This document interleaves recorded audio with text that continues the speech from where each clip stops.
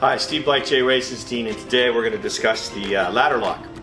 And you always have that issue. You get up to the top of the ladder and it's a little rickety, and try to transition to the roof, or you're trying to reach over to clean a gutter and the ladder wants to move around a little on you. Well, a ladder lock is your answer, and it's really, really simple to use.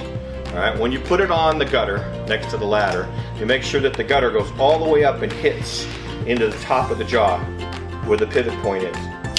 Alright, while you're doing that, you're going to make sure that this is free to be able to go over the edge of the ladder, and then you're going to tighten it to the gutter with the ladder lock, and then you'll have a nice stable ladder.